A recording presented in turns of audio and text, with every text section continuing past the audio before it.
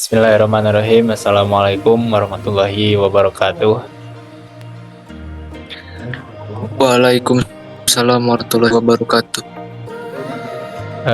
Kami dari kelompok 9 akan mempresentasikan hasil makalah kami yang berjudul Implementasi Nilai-nilai pada Bisnis Perspektif Al-Quran dan Hadis yang disusun oleh Angga, Cecep, Munalih, Ridwan, dan saya, Yasar Muhammad Farhan. Langsung saja ke materi yang pertama. Pengertian etika. Etika menurut bahasa atau etimologi, istilah etika berasal dari Yunani, yaitu ethos yang berarti adat istiadat atau kebiasaan, perasaan batin, kecenderungan hati untuk melakukan perbuatan atau mengajarkan tentang keluhuran budi baik buruk. Sedangkan menurut istilah terminologi, etika adalah salah satu cabang filsafat yang mempelajari tentang tabiat konsep nilai, baik buruk, benar salah, dan lain sebagainya, dan prinsip-prinsip umum yang membenarkan kita untuk mengaplikasikannya atas apa saja.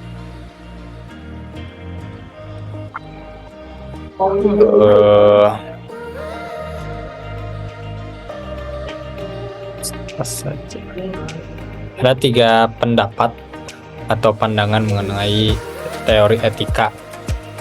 Yang pertama yaitu etika deontologi.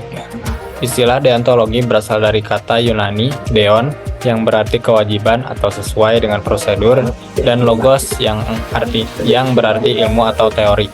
Deontologi menetapkan aturan, prinsip, dan hak berdasarkan pada agama, tradisi, atau adat istiadat yang berlaku. Yang kedua ada teologi, etika teologi. Istilah teologi berasal dari kata Yunani yaitu telos yang berarti tujuan, sasaran atau hasil, dan logos yang berarti ilmu atau teori. Etika ini mengukur baik buruknya suatu tindakan berdasarkan tujuan yang mau dicapai dengan tindakan itu atau berdasarkan konsekuensi yang ditimbulkan oleh tindakan itu.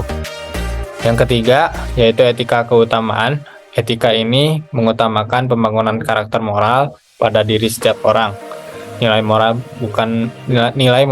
bukan muncul dalam bentuk adanya aturan berupa larangan atau perintah, namun dalam bentuk teladan moral yang nyata dipraktekkan oleh tokoh-tokoh tertentu dalam masyarakat. Selanjutnya akan dijelaskan oleh Saudara Ridwan.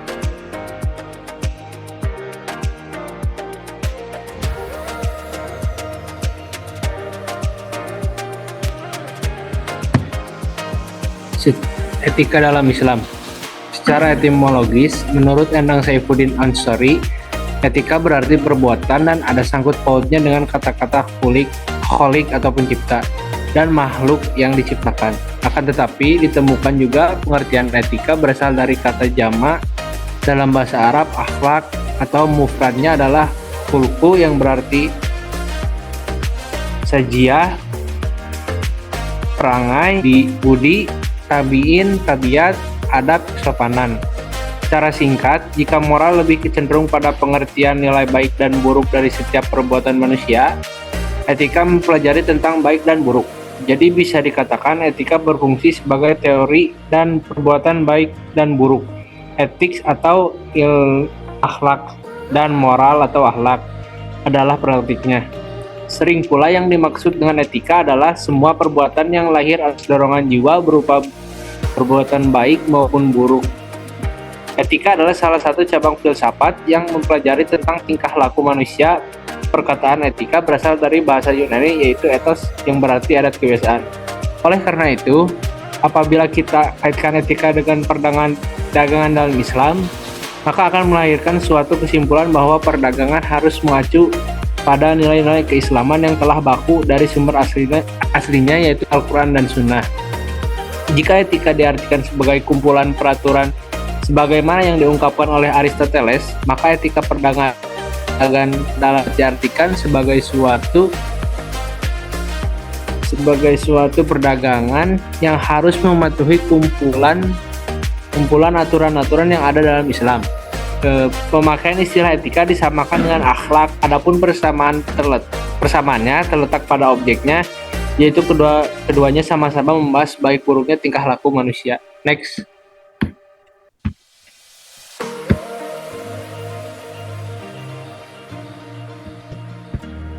Lanjut. Yang selanjutnya ada bisnis. Pengertian bisnis menurut Otoritas Jasa Keuangan atau OJK, bisnis adalah kegiatan dengan menggunakan modal tertentu untuk memperoleh laba seperti industri, perdagangan, dan pengangkutan bisnis. Dalam konteks sederhana, bisnis adalah kesibukan dalam melakukan suatu kegiatan atau pekerjaan yang dapat memberikan keuntungan kepada seseorang.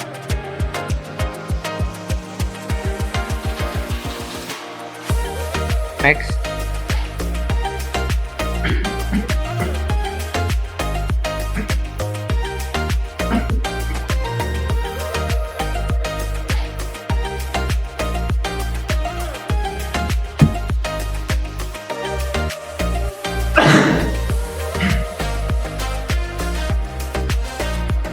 Tujuan bisnis. Secara umum, tujuan bisnis adalah sebagai berikut. Tujuan bisnis ada 6. Yang pertama, mendapatkan keuntungan sebanyak-banyaknya dari kegiatan bisnis yang dijalankan. Yang kedua, menciptakan lapangan pekerjaan bagi masyarakat. Yang ketiga, mendapatkan prestasi, pengakuan, dan kepercayaan dari masyarakat. Yang keempat, memenuhi kebutuhan masyarakat melalui penyediaan produk dan jasa. Dan yang kelima, menunjukkan dan menjaga eksistensi perusahaan. Next.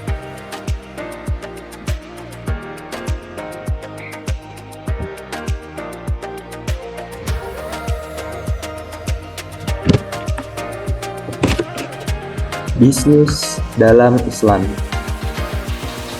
Bisnis syariah adalah kegiatan usaha dengan menjual produk agar memperoleh keuntungan dengan berlandaskan pada syariat. Kata syariat berarti ketentuan atau ketetapan yang telah digariskan oleh agama Islam. Maksud bisnis sesuai syariat Islam adalah tidak hanya berfokus pada aktivitas jual beli saja, namun juga memperhatikan konsep halal, akhlak dagang, produk yang diperjualbelikan, akad dan ibadah muamalah dalam berwirausaha. Sebenarnya kegiatan bisnis antara konvensional dan syariah tidak jauh berbeda. Perbedaan terletak pada panduan dan batasan yang ditetapkan berdasarkan syariat agama Islam. Umumnya, bisnis konvensional hanya berfokus pada memaksimalkan keuntungan semata, sedangkan bisnis syariah juga memperhatikan aspek kebermanfaatan dan peraturan agama. Di samping mendapatkan imbal hasil dari transaksi, selain itu, transaksi syariah juga mempertimbangkan yang pertama, ada konsep halal dan haram dari segi produk, dan yang kedua, ada transaksi, yang ketiga, pemasaran, yang keempat, hingga akad muamalah. Sebab pada dasarnya, transaksi syariah bukan sekedar aktivitas jual beli untuk profit semata, tetapi juga sebagai bentuk ibadah kepada Tuhan Yang Maha Esa. Adapun next.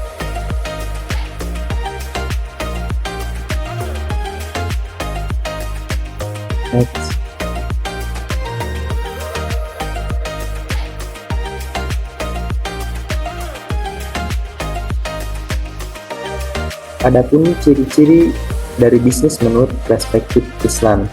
Yang pertama, terdapat akad. Agama Islam sangat memperhatikan akad, tidak hanya akad ijab kabul pernikahan saja, tetapi juga akan transaksi jual beli. Tanpa akad yang jelas, sebuah transaksi bisnis hukumnya dapat berubah menjadi haram dalam Islam. Misalnya, dalam akad perbankan. Islam tidak mengenal istilah bunga, tetapi menggunakan konsep akad bagi hasil. Padahal jika dilihat, kedua produk perbankan tersebut sama-sama mengambil keuntungan.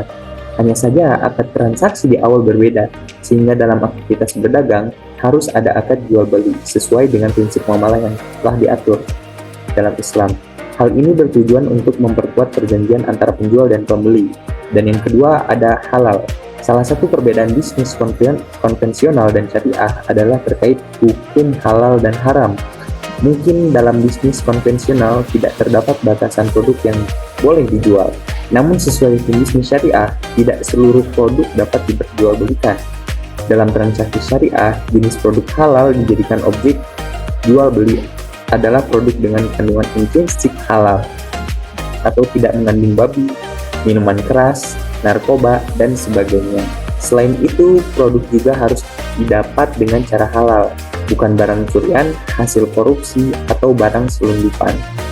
Yang ketiga, ada tidak mengandung unsur gharar, maisir, dan juga riba.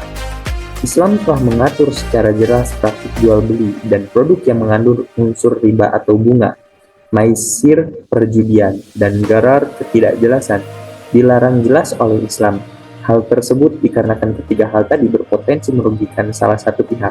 Padahal dalam Islam, setiap manusia wajib bersikap adil dan tidak zalim terhadap sesamanya dalam bermuamalah. Selanjutnya,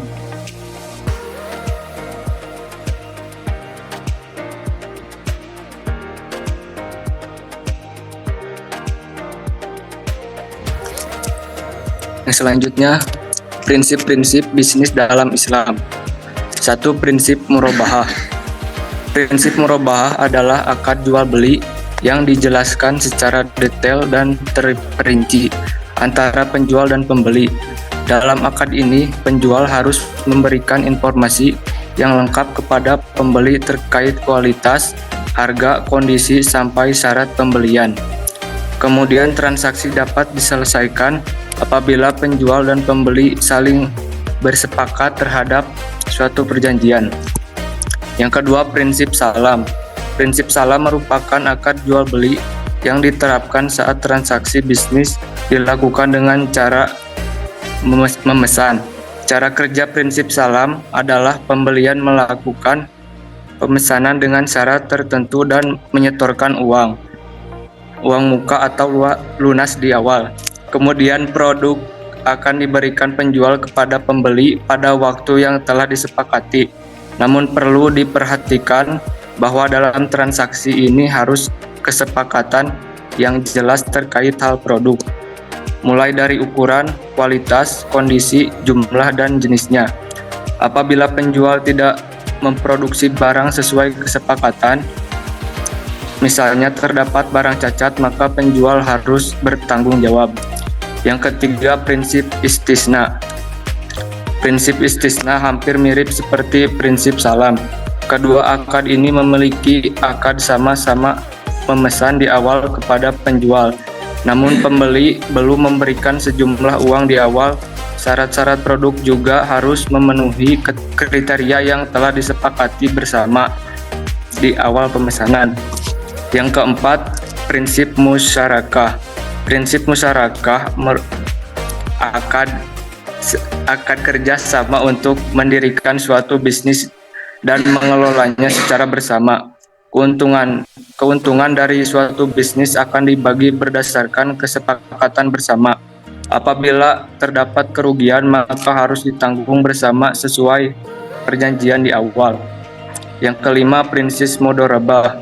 Prinsip mudharabah merupakan akad kerja sama untuk mendirikan suatu bisnis di mana terdapat pembagian peran antara pihak pemilik modal. Suatu bisnis di mana terdapat pembagian peran antara pihak pemilik modal dan pihak pengelola modal. Keuntungan dari usaha akan dibagi sesuai kesepakatan bersama, sedangkan kerugian bisnis akan ditanggung juga oleh keduanya. Next.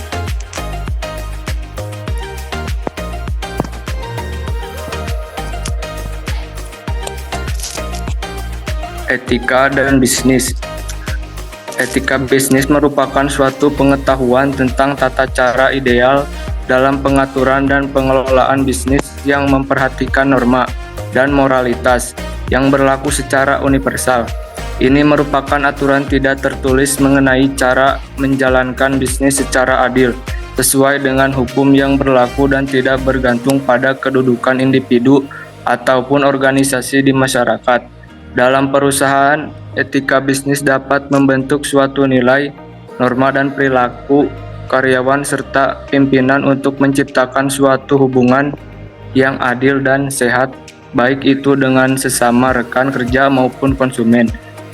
Dari etika bisnis, itulah secara tidak langsung akan mendorong adanya sikap tanggung jawab dalam menjalankan bisnis sehingga segala aktivitas bisnis dapat berjalan dengan baik dan lancar. Bagi sebuah perusahaan, etika bisnis merupakan hal penting dalam membangun bisnis. Next.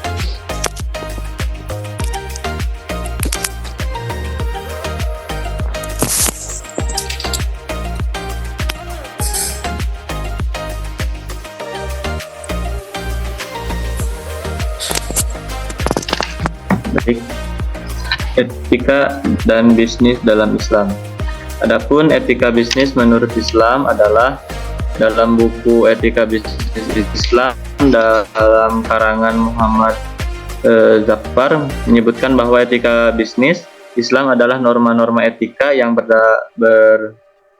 berbasiskan Al-Quran dan hadis yang harus dijadikan acuan oleh siapapun dalam aktivitas bisnisnya.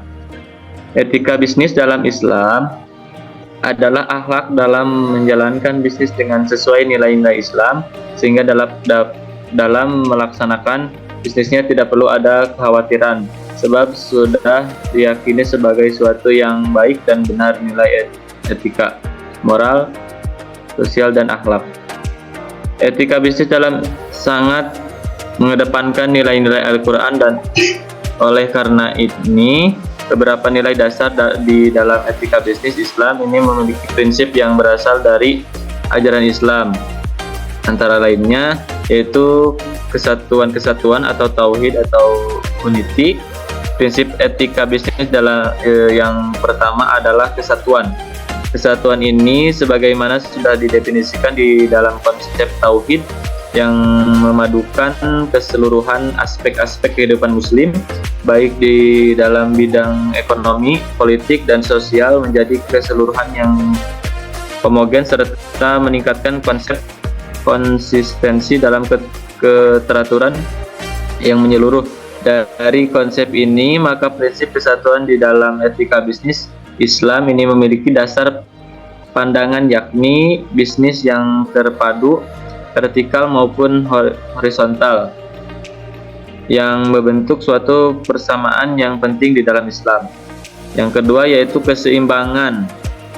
Prinsip etika bisnis Islam yang kedua mengacu pada ajaran Islam yang menganjurkan berbuat adil di dalam kegiatan berbisnis dan melarang kegiatan curang atau berlaku zalim. Akan jadi kecelakaan besar bagi orang yang berbuat curang, yaitu orang-orang yang apabila menerima takaran dari orang lain meminta untuk dipenuhi, tetapi menakar orang selalu dikurangi. Kecurangan dalam dunia berbisnis sangat modona atau bisnis Islam karena keadilan adalah kunci kebersihan bisnis. Al-Quran memerintahkan kepada umat muslim untuk menimbang dan menakar dengan cara yang benar dan jangan sampai melakukan kecurangan. Yang ketiga yaitu kehendak bebas. Kebebasan di dalam prinsip etika bisnis Islam merupakan bagian terpenting yang seharusnya dilakukan tanpa merugikan kepentingan kolektif. Kehendak bebas ini adalah suatu kecenderungan manusia untuk terus-menerus memenuhi kebutuhan pribadinya yang tak terbatas dan dikendalikan dengan adanya kewajiban setiap individu terhadap masyarakat melalui infak, zakat, dan sedekah. Yang selanjutnya yaitu tanggung jawab. Prinsip selanjutnya yaitu tanggung jawab, yang mana dilakukan oleh manusia untuk melakukan kehendak bebas dengan adanya pertanggungjawaban dan akuntabilitas untuk memenuhi keadilan dan kesatuan. Di dalam berlaku, terutama di dalam etika bisnis, manusia harus mampu bertanggung jawab saat memiliki kehendak bebas. Dan yang kelima, yang terakhir yaitu kebenaran. Kebenaran di dalam konteks ini selain mengandung makna kebenaran tetapi juga mengandung unsur kebajikan dan kejujuran. Dalam hal ini, kebenaran dimaksudkan sebagai niat, sikap, dan perilaku benar yang meliputi proses mencari atau memperoleh komoditas dan upaya untuk menetapkan keuntungan. Akan tetapi dalam upaya menetapkan keuntungan tersebut, etika bisnis Islam mengatur dan sangat menjaga kegiatan yang preventif terhadap kemungkinan adanya kerugian dan dari salah satu pihak yang melakukan transaksi. Selanjutnya, simpulan, next.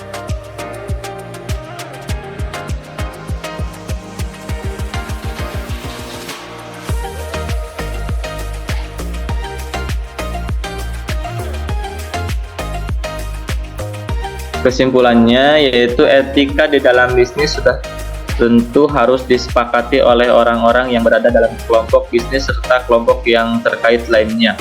Karena untuk mewujudkan etika dalam berbisnis perlu membicarakan yang transparan antara semua pihak, baik pengusaha, pemerintah, masyarakat maupun bangsa lain agar jangan hanya satu pihak saja yang menjalankan etika, sedangkan pihak lain berpijak kepada apa yang mereka inginkan.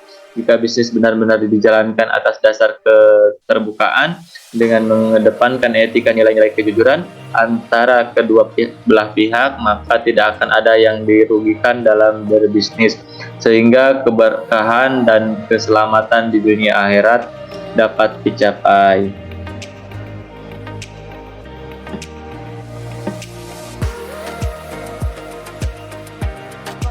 Terima kasih atas perhatiannya. Mohon maaf jika banyak salah. Assalamualaikum warahmatullahi wabarakatuh. Waalaikumsalam warahmatullahi wabarakatuh.